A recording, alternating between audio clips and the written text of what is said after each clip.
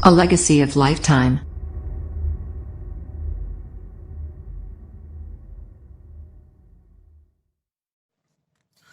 जय हिंद दोस्तों, कैसे हैं आप सब। आशा करता हूं कि आप सब बहुत ही प्रसन्नचित्त, मस्त और स्वस्थ होंगे। जैसा कि आप सबसे मैंने कहा था कि आज धनतेरस का दिन है, 2020 की बेला है। 2020 वैसे तो बहुत विषम गया ये वर्ष सभी के लिए। पूरा विश्व इस समय कोरोना महामारी की त्रासदी से जूझ ही रहा है। पर आज खैर उन सब बड़े बड़े विषयों पे हम बात न करते हुए बात करते हैं अर्नब गोस्वामी के बारे में। अर्नब गोस्वामी एक पत्रकार हैं, रिपब्लिक मीडिया नेटवर्क के एडिटर इन चीफ हैं। अर्नब गोस्वामी क्यों हिट लिस्ट में आ गए, क्यों कुछ लोगों की आंखों का कांटा बन गए, इसके पीछे उनकी पत्रकारिता में ऐसी कौन सी खामियां थी, उनके पीछे ऐसे कौन से विचारधारा थी जिससे इतने सारे लोग एक साथ रुष्ट हो गए और उनके पीछे हाथ धो करके पड़ गए। तो इसकी शुरुआत करते हैं फरवरी 2007 से। फरवरी 2007 में पाकिस्तान के विदेश मंत्री खुर्शीद कसूरी भारत दौरे पे थे। उस समय देश के सभी प्रमुख न्यूज चैनल्स का कवरेज उनको प्राप्त हुआ। सभी चैनल्स उनको कवर करने के लिए धीरे धीरे धीरे धीरे उनका समय चाह रहे थे। तो उसी समय एक जो है इंटरव्यू अर्नब गोस्वामी ने भी करना चाहा। मूलतः जो पत्रकार ले रहे थे इंटरव्यूज पाकिस्तान के विदेश मंत्री खुर्शीद कसूरी का, वो उन्होंने बहुत ही मीठे मीठे सवाल उनसे पूछे। बहुत अच्छा, बहुत रोचक, बहुत ही मित्रतापूर्ण माहौल था, सौहार्दपूर्ण माहौल था। पर इस इंटरव्यू जो अर्नब गोस्वामी ने लिया उसमें गर्मी बढ़ गई। गर्मी इतनी बढ़ गई कि हाथापाई तक की नौबत आ गई। 22 फरवरी 2007 को खुर्शीद कसूरी का वो इंटरव्यू अर्नब गोस्वामी ने जो लिया, उस समय सारे ही लूटियन मीडिया न्यूज चैनल्स और खुर्शीद कसूरी के इंटरव्यू के जो शांतिपूर्ण माहौल को एक हिसाब से इस इंटरव्यू ने छिन्न भिन्न कर दिया। और पाकिस्तान प्रायोजित जितने भी आतंकवाद और समझौता एक्सप्रेस वे में जो बम विस्फोट हुआ और सारी बहुत ही सुलगते हुए सवाल इन्होंने खुर्शीद से किए, तो खुर्शीद कसूरी जी और उनके चारों तरफ उनकी सुरक्षा का घेरा जो था, जिसमें पाकिस्तान की खुफिया जो संस्था है आईएसआई, उसके भी लोग थे। उन्होंने त्वरित रूप से ये इंटरव्यू रुकवाने की भी कोशिश की। उस समय जो है लोगों ने इनको प्रताड़ित करने की भी कोशिश की, धक्का मुक्की भी हुई, हाथापाई भी होने की नौबत आ गई। पर ये व्यक्ति अर्नब गोस्वामी आईएसआई और उनके जितने भी गुर्गे थे उन सब की मौजूदगी में लोगों से भिड़ गया और ये इंटरव्यू उसने कवर किया। अर्नब गोस्वामी के पिता एक पूर्व फौजी हैं। अर्नब गोस्वामी की पत्नी स्वयं एक एयरफोर्स में है। इनके नाना कर्नल थे। तो ये एक ऐसे परिवार से आते हैं जिनके परिवार में बहुत सारे लोग भारत की पुलिस, आर्मी, एयरफोर्स या कहें फोर्सेस के सदस्य हैं। तो इनकी डीएनए में ही निर्भीकता झलकती है।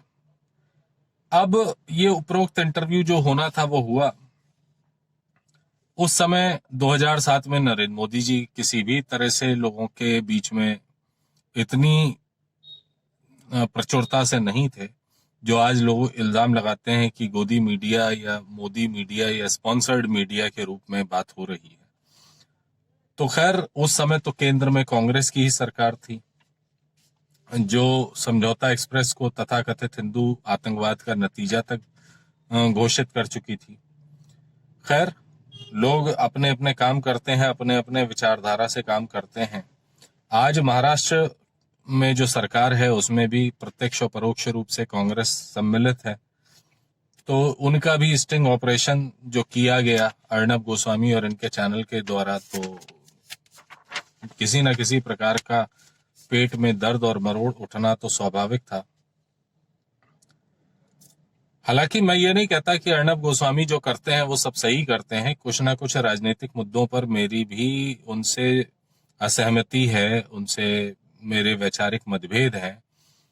जैसे कि समलैंगिकता के संबंधित जो कानून है, ललित मोदी और सुषमा स्वराज का जो विवाद है, आदि आदि पे बहुत सारी उनकी जो तीखी शैली रही है, उस पे मैं बहुत कुछ प्रकट कर सकता हूँ, करता हूँ और समय समय पे करता रहूंगा।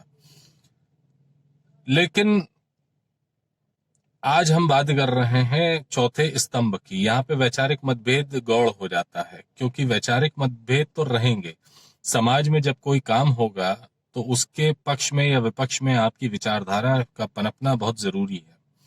तो आइए देखते हैं, नवंबर 2016 में टाइम्स नाउ में इस्तीफा जब अर्णब गोस्वामी ने दिया, तो उस समय ये बात मैं आपको जानकारी में आप सभी दर्शकों को लाना चाहूंगा कि टीआरपी जो थी टाइम्स नाउ की, जितने भी उस समय के अंग्रेजी न्यूज चैनल थे उसमें सबसे अधिक थी। और अर्णब गोस्वामी जो है उस वक्त भी सबसे ज्यादा वेतन पाने वाला पत्रकार हुआ करता था। राजदीप सरदेसाई, बरखा दत्त जैसे जो बड़े चर्चित चेहरे थे, उनके वेतन से इसका वेतन अर्णब गोस्वामी का 3-4 गुना अधिक था। चाहता तो ये उसी चैनल में कंटिन्यू कर सकता था, और पैसे का लोभ अगर इस व्यक्ति को होता तो वहां से ये काम कर सकता था। लेकिन इसके बावजूद इस व्यक्ति ने तत्काल एक with in a flick of a second, जिसे कहते हैं कि चुटकी बजाते ही, इसके चूंकि वैचारिक मतभेद थे तो उसने इस चीज को छोड़ दिया। और जब करण जौहर ने पाकिस्तानी एक्टर फरहद खान को लेकर बनाई फिल्म ए दिल है मुश्किल को रिलीज किया, तो इससे रहा नहीं गया और इसने छोड़ दिया। करण जौहर के इस कृत्य पे उस वक्त अर्णब गोस्वामी बहुत ही जम के बरसे भी थे। लोग कहेंगे कि ये तो कलाकारों के बीच की बात है, बात होनी चाहिए, नहीं होनी चाहिए, बिल्कुल ठीक है। लेकिन जब बात होती है कि जब हमारे कलाकारों को, हमारे देश को, वो कलाकार जो भारत में आकर के बसते हैं, भारत में आकर के पैसा कमाते हैं, भारत में आकर के उनको नाम, शोहरत, इज्जत और प्यार मिलता है, और वो भारत के खिलाफ ये बयानबाजी देते हैं, तो ऐसे पत्रकारों से मेरे ख्याल से किसी भी प्रकार का कोई वास्ता रखना संभव नहीं होना चाहिए, या किसी को सरोकार नहीं होना चाहिए। एक मूलभूत सिद्धांत है। आप अपने को कलाकार कह करके अपने हाथों को छुड़ा नहीं सकते। आपका कलाकार होना जितना सत्य है, उतना ही ज्यादा सत्य है कि इस देश की मिट्टी के प्रति भी आपकी कुछ कर्तव्य बनते हैं। खैर, अब बात आगे आते हैं कि वहां से चलते चलते इस व्यक्ति ने अपने इस रिपब्लिक मीडिया नेटवर्क को भी खड़ा किया। रिपब्लिक मीडिया नेटवर्क के तहत इसने दिशा सालियान और सुशांत सिंह राजपूत की मृत्यु का जो विश्लेषण शुरू किया। तो दिशा सालियान की मृत्यु और सुशांत सिंह राजपूत की मृत्यु के ऊपर जो इन्होंने एपिसोड्स अपने बैक टू बैक करने शुरू किए, उस पे इनके ऊपर काफी कई प्रकार के प्रलोभन भी इनके सामने रखे गए, कई प्रकार के दबाव भी इनके सामने रखे गए। किसने रखे या किसके द्वारा रखवाएगा, ये मेरे ख्याल से आज छुपा नहीं है। जनता जानती है, भारत का जन जन जानता है। लेकिन ये बंदा डिगा नहीं, ये टिका रहा, अपने मुद्दे से टिका रहा। एक एक करके इसने 25 खुलासे किए, और 25 के 25 खुलासे बड़े दुर्दांत थे। इस पे भी कई बार जो है लोगों ने फंसाने की कोशिश की, टीआरपी को लेकर के इसको दबाने की कोशिश की, कई प्रकार के झूठे सच्चे जो है दबाव डाले गए, लेकिन बंदा नहीं किसी भी प्रकार से हिला। तो इस बंदे ने जब अपनी बात को नहीं छोड़ा और किसी के दबाव या प्रलोभन में नहीं आया, तो इस बंदे को अब किस तरह से फंसाया जाए। तो एक 2018 का केस उठा करके जिसपे कि क्लोजर रिपोर्ट लगा दी गई थी स्वयं मुंबई की पुलिस के द्वारा, तो ये मुंबई पुलिस के विवेचना के शक्ति पे सवाल उठाता है कि यदि अर्णब गोस्वामी के खिलाफ इतना बड़ा सबूत था, जिसमें वो कह रहे हैं कि ये सुसाइड नोट है और लोगों के द्वारा इसको प्रचारित करवाया गया, तो उस समय क्लोजर रिपोर्ट क्यों लगी?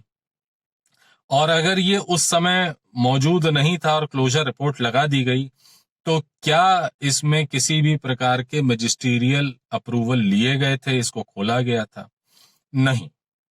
खैर, फिर भी हम एक बार उनकी बातों को सुनने समझने की चेष्टा करें भी, तो बात ये उठती है कि अर्णब गोस्वामी है कौन? है तो एक पत्रकार जो एक चैनल चला रहा है, और कहाँ चला रहा है, वो चैनल का हेडक्वार्टर कहाँ है? वो भारत के संविधान के दायरे में है, संवैधानिक क्षेत्र के दायरे में है, भारत के भूभाग में है, और भारत के ही नहीं बल्कि मराठा या महाराष्ट्री सरकार के कार्यक्षेत्र में है, विधिक क्षेत्र में है।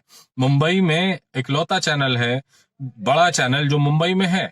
बाकी सारे चैनल तो नॉर्थ इंडिया में नोएडा वगैरह के क्षेत्र में आते हैं। इनके जितने भी हेडक्वार्टर्स हैं बड़े बड़े चैनल्स के, वो सारे नोएडा में हैं। मेरे कई चैनल्स में बातचीत होती है। ये इकलौता बड़ा चैनल खोल करके अर्णब बैठा मुंबई में। अब मुंबई में दिशा सान्याल और सुशांत सिंह राजपूत का जो मामला उठा, उसमें एक नेक्सस भी खुल करके सामने आया। वो नेक्सस था ड्रग सिंडिकेट और बॉलीवुड के बड़े बड़े चर्चित नामों का। कई पॉलिटिकल चेहरे, कई ब्यूरोक्रेसी के चेहरे, कई चेहरे जो बड़े नामी गिरामी और बड़े स्वच्छ छवि वाले चेहरे माने जाते थे, उनपे उंगली उठना स्वाभाविक हो गया। एनसीआरबी और एनसीबी जिस प्रकार से जांच कर रही थी, उस प्रकार की जांच को बहुत से चैनलों ने पहले प्रश्न उठाने की चेष्टा करी, लेकिन जैसे ही बॉलीवुड के चर्चित चेहरों के नाम आना शुरू हुए, महाराष्ट्र सरकार के बड़े चैनल्स के नाम आना शुरू हुए, वैसे ही लोगों ने अपनी केचुल बदल ली। ये बंदा था जिसने अपनी जो है स्टैंड पे कायम रहा, और इसके साथ जुड़े हुए जितने भी पत्रकार हैं वो अपने स्टैंड पे खड़े रहे। और आज मुझे बताते हुए बहुत ही हर्ष हो रहा है कि भले ही मराठी को मैं अपना रेक्टिफाई करना चाहूंगा, क्योंकि मराठी जो है बहुत देशभक्त होते हैं। महाराष्ट्रीयन सरकार, अब वैसे तो महाराष्ट्रीयन सरकार जो है उनके जो सरमौर हैं वो अपने नाम के आगे ठाकरे भी लगाते हैं, और बाला साहब ठाकरे जो थे, उनका जो विशाल व्यक्तित्व था, विराट व्यक्तित्व था, उसके हम सभी लोग उपासक भी रहे हैं, पुजारी भी रहे हैं, और मैं तो यहाँ तक कहूंगा कि हम सभी लोग उनके जितने बड़े फैन हैं। भारत का कोई भी बच्चा, देश का, राष्ट्र से प्रेम करने वाला बच्चा बाला साहब ठाकरे के योगदान को नजरअंदाज नहीं कर सकता। पर खैर, अब बाला साहब ठाकरे की जो नीतियां थी वो कहीं ना कहीं उन्हीं के अपने लोगों के द्वारा समझौता की जाती हुई प्रतीत हो रही हैं। तो खैर, मैं वापस अपने मुद्दे पे लौटता हूं कि जैसे ही इन लोगों के नाम आना शुरू हुए, लोगों ने नाम लेना शुरू किया, इस बंदे ने हटना गवारा नहीं किया और एक के बाद एक 25 खुलासे करता गया। तो इस बंदे को वहां पे दबाने के लिए, इसकी आवाज को दबाने के लिए, ये बॉलीवुड, ये ड्रग सिंडिकेट, ये पॉलिटिकल लॉबी, इन सब को एक होना मजबूरी हो गई। और इसमें कहीं ना कहीं पीछे से नाम आया डी कंपनी का भी, क्योंकि दुनिया जानती है कि अंडरवर्ल्ड का कितना पैसा बॉलीवुड में लगा है, कितना पैसा जो है पॉलिटिकल लॉबी में है, कितने पैसे से मुंबई पुलिस को ओब्लाइज किया जाता है। और यदि ऐसा ना होता तो आज इतना बड़ा एम्पायर मुंबई की ही धरती पे खड़ा हुआ है, जिसमें किसी भी प्रकार का बुलडोजर नहीं चलाया जा रहा। बुलडोजर कहाँ चल रहा है? कंगना जैसी एक एक्ट्रेस के घर पे और कार्यालय पे। हो सकता है उसकी कुछ चीजों में डिफरेंसेस हों, मैं ये नहीं कहता कि, लेकिन वो एक जांच का विषय है। खैर, but you are so efficient, the lobby, that syndicate, it's so efficient कि वो तुरंत बुलडोजर लेके वहां पहुंच जाता है और गिरा डालता है। खैर, अगर इतनी आपकी कार्यक्षमता, दक्षता आपकी है, तो उस अंडरवर्ल्ड के सरगना के या उसके लोगों के घर, संपत्तियां, दफ्तर क्यों आपको नहीं दिखाई देते? कृपया उस पर भी नजर डालें। मैं पहला व्यक्ति होऊंगा जो आपके लिए एक अलग से वीडियो करूंगा और आपकी वीरता को नमन करूंगा, लेकिन वहां पे वीरता आपकी मुझे लगता नहीं कि दिखाई देगी। खैर, let's hope for the very best कि प्रभु आपको सद्बुद्धि दें।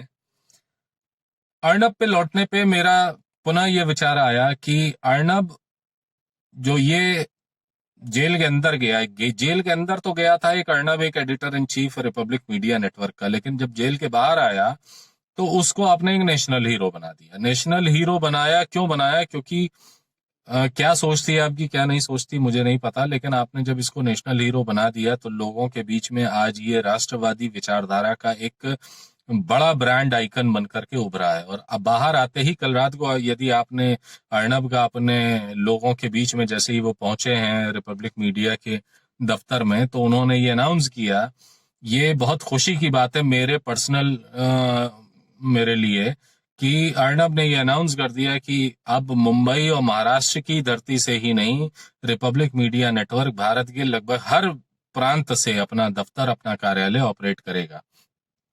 तो उस तरफ मैं भी अपनी स्वीकृति अर्नब को, अपने साथ अर्नब को, अपना सहयोग अर्नब को देने की यहाँ से घोषणा भी करता हूं, और आशा करता हूं कि मेरा और मेरे सहयोगियों का और मेरे जितने भी शुभ चिंतक हैं, जितने भी राष्ट्रवादी विचारक हैं, जितने भी भारत के नागरिक हैं जो राष्ट्रवादी विचारधारा रखते हैं, उनका सहयोग, आशीर्वाद हम सबको प्राप्त होता रहेगा, और भारत में एक निर्भीक पत्रकारिता को, निर्भीक अन्वेषण को हम लेकर के आपके सामने आते रहेंगे।